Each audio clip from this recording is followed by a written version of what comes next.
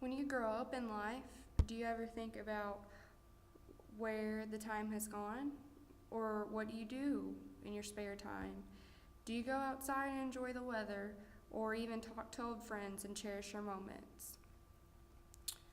Let's talk more about this in a poem called A Very Long Poem by an unknown author. This poem is very long, so long in fact that your attention span may be stretched to its very limits. But that's okay. It's what's so special about poetry. See, poetry takes time. We live in a time, call it our culture or society. It doesn't matter to me because neither one rhymes. A time where most people don't want to listen. Our throats wait like magic sticks, waiting to catch fire, waiting until we can speak. No patience to listen. But this poem is long. It's so long, in fact, during the time of this poem, you could have done a number of things, of other wonderful things. You could have called your father. Call your father. You could be writing a postcard right now. Write a postcard. When was the last time you wrote a postcard? You could be outside. You're probably not too far away from a sunrise or sunset, so watch the sunrise. Maybe you could have written your own poem, a better poem. You could have played a tune or sung a song. You could have met your neighbor and memorized their name.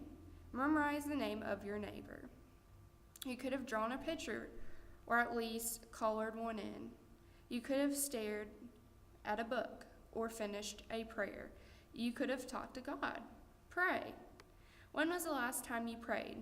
I mean, really prayed. This is a long poem. So long, in fact, that you've already spent a minute with it. When was the last time you hugged a friend for a minute? Or told them that you love them? Tell your friends you love them. No, I mean it. Tell them. Say, I love you. Say, you make life worth living, because that is what friends do. All of the wonderful things that you could have done during this very, very long poem. You could have connected. Maybe you are connecting. Maybe you were connecting. See, I believe that the only things that really matter in the grand scheme of life are God and people. And if people are made in the image of God, then when you spend your time with people, it's never wasted. And it is a very long poem, and I'm trying to let a poem do what a poem does, makes things simpler. We don't need poems to make things more complicated. We have each other for that. We need poems to remind ourselves of the things that really matter, to take time, a long time, to believe alive for the sake of someone else for a single moment or many moments, because we need each other, to hold the hands of a broken person. All you have to do is meet a person, shake their hand, look in their eyes. There you are. We are all broken together, but the shattered pieces of our existence don't have to be a mess.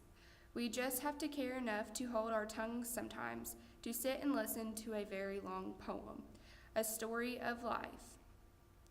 The joy of a friend and the grief of a friend, to hold and be held and be quiet.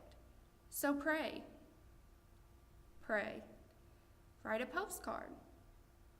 Write a postcard. Call your parents and forgive them, and then thank them. Turn off the TV. Turn off the radio. Create art as best as you can, even if it is coloring in a picture. Share as much possible, especially money.